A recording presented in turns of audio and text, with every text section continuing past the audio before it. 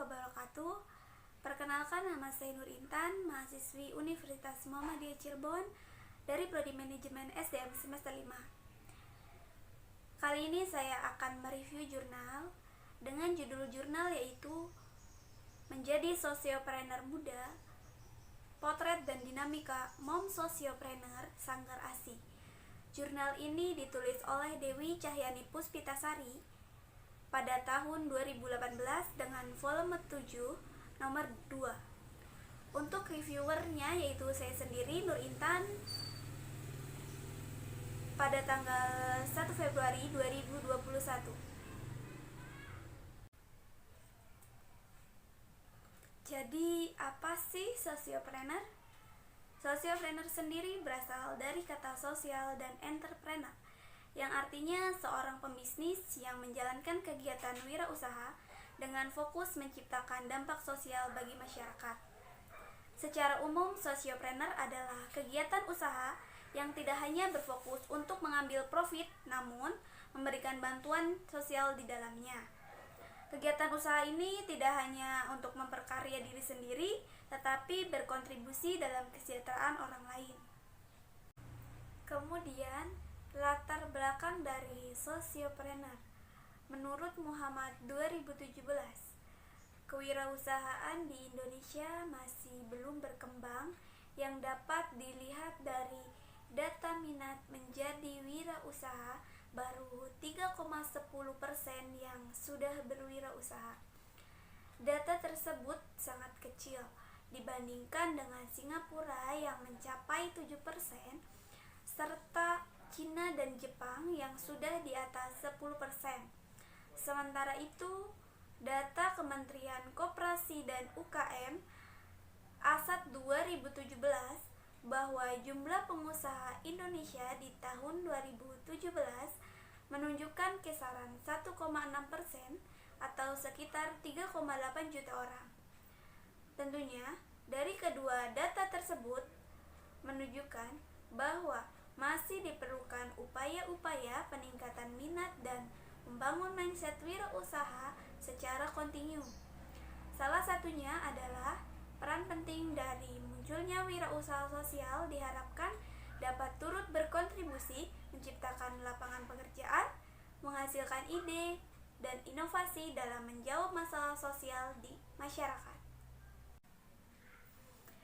Keberadaan wirausaha sosial atau social entrepreneur memiliki peran dalam pembangunan ekonomi karena mampu memberikan daya cipta, nilai-nilai sosial maupun ekonomi. Selain itu, wirausaha sosial bekerja dengan asumsi dasar bahwa masyarakat memiliki potensi dan sumber daya yang mumpuni untuk memberdayakan diri mereka sendiri. Dalam hal ini, khususnya perempuan yang mampu menciptakan dan bertindak sebagai agent of social change sehingga dapat melakukan terobosan-terobosan untuk menyelesaikan masalah sosial. Menurut Raharjo 2012, tujuan peningkatan peranan perempuan dalam kehidupan ekonomi adalah keadilan yang merupakan inti dari prinsip kesetaraan gender.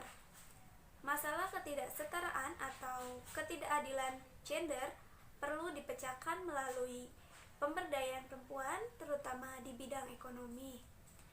Pendapat tersebut menunjukkan bahwa adanya keterbukaan akses terhadap peluang-peluang ekonomi menjadikan perempuan menjadi punya kesempatan sama untuk menjadi sukses sebagai wirausaha, termasuk sebagai wirausaha sosial atau sosiopreneur. Sukses atau tidaknya seorang wirausaha sosial dapat dilihat dari dampak yang mereka ciptakan di masyarakat.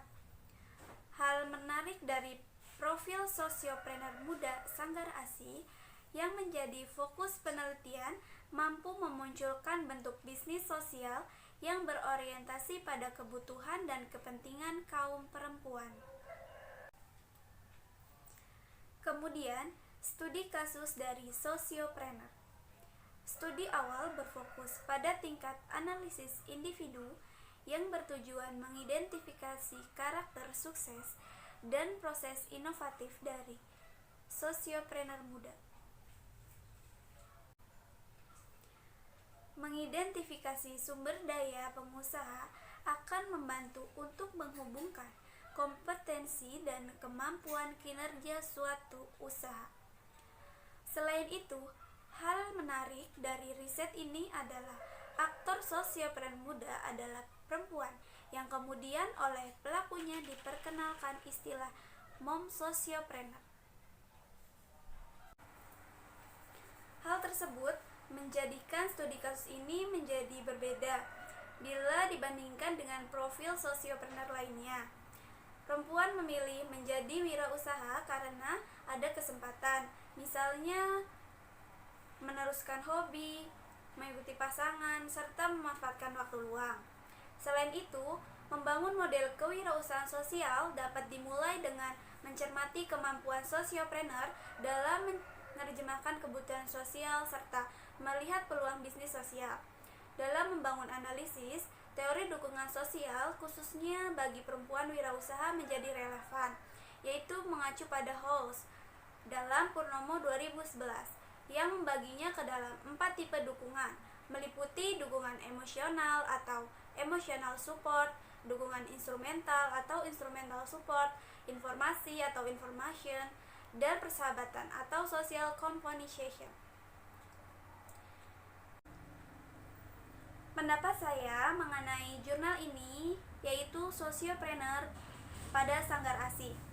Sanggar ASI sebagai ruang model kewirausahaan sosial yang mendukung dan peduli terhadap penerapan standar emas nutrisi bayi yang melakukan kegiatan usaha yang etis dan kompetitif di bidang penjualan dan produksi perlengkapan konseling. Sebagai sumber pendanaan operasional usaha dan kegiatan sosial, memberi layanan sosial atau program CSR yang terkait dengan standar emas nutrisi bayi berupa konseling, promosi, edukasi, dan kopdar inspirasi. Terima kasih. Wassalamualaikum warahmatullahi wabarakatuh.